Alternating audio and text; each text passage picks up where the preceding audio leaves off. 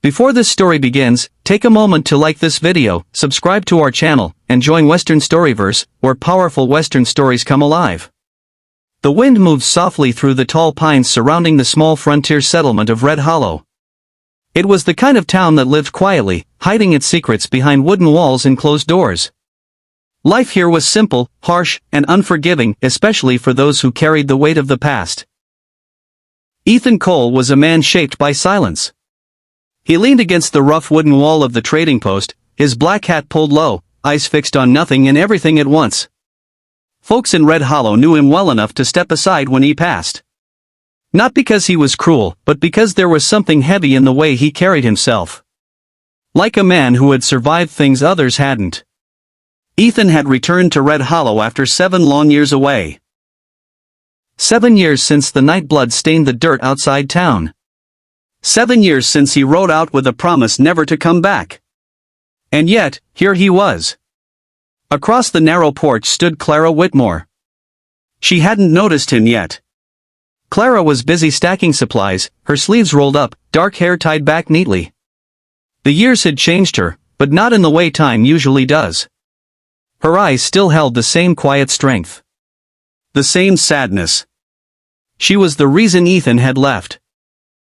Not because she asked him to, but because staying would have destroyed them both. When Clara finally looked up, their eyes met. The world didn't stop. The wind still blew. The town still breathed. But something inside both of them shattered and healed at the same time. Neither spoke. Ethan took a step closer. Then another. Clara didn't move. She couldn't. Her heart pounded so loudly she was sure he could hear it. 7 years of words waited between them. Instead, there was only silence. Ethan raised his hand slowly, as if afraid she might disappear. His fingers brushed her cheek, gentle, uncertain. Clara! Cracked. He untied the sack completely and lifted the child out, wrapping her in his jacket. She clung to him instantly, tiny fingers digging into the fabric like he was the only thing keeping her alive.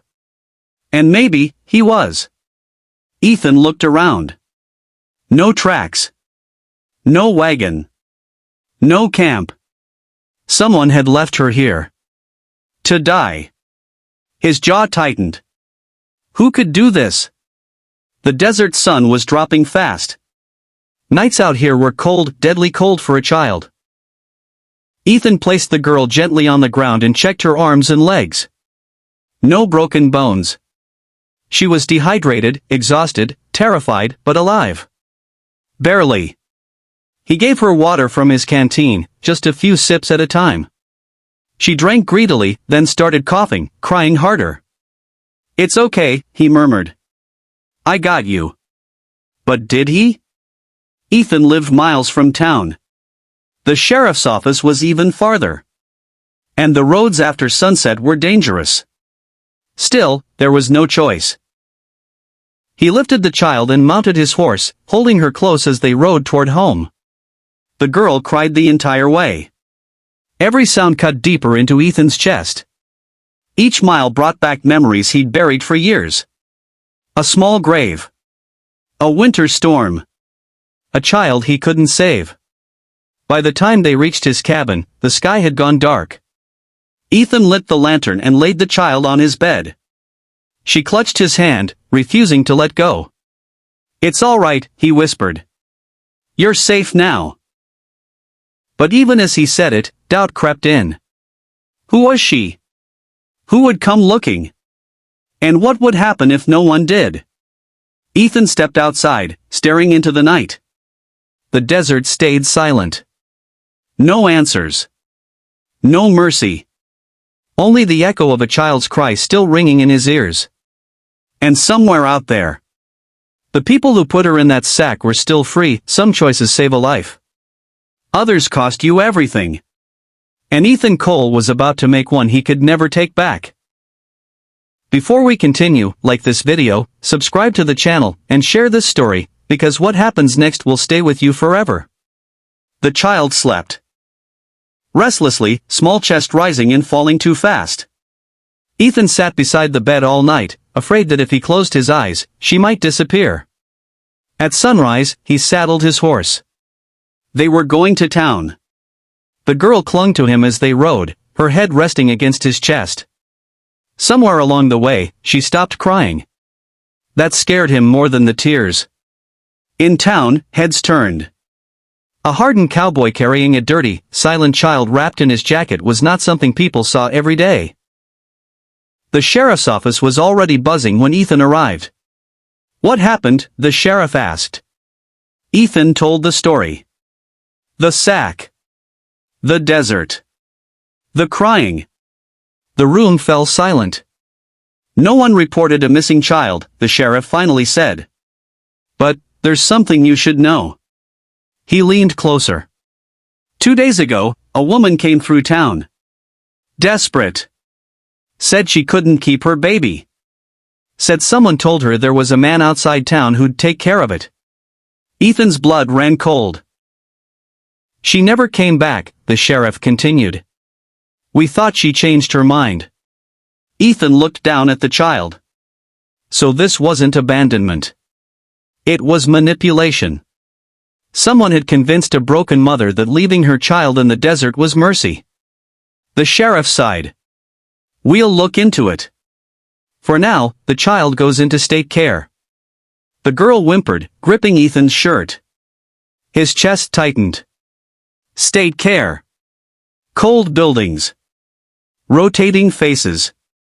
Forgotten names. He knew that life. He'd lived it. "Let me keep her," Ethan said quietly. The sheriff stared at him. "That's not simple." "I can make it simple," Ethan replied. "I'll do whatever it takes." Paperwork followed. Questions. Background checks. Days passed. The child, now called Lily, began to smile.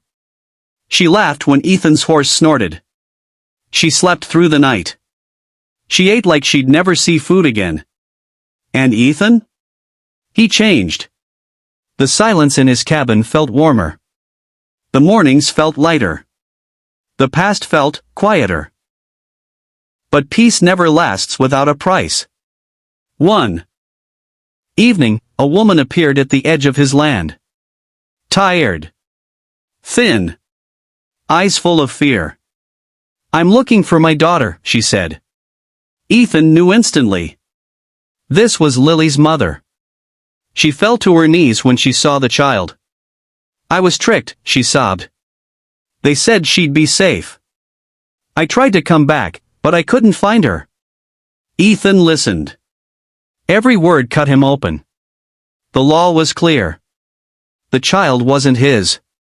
But love doesn't follow laws. The next morning, Ethan took Lily to town.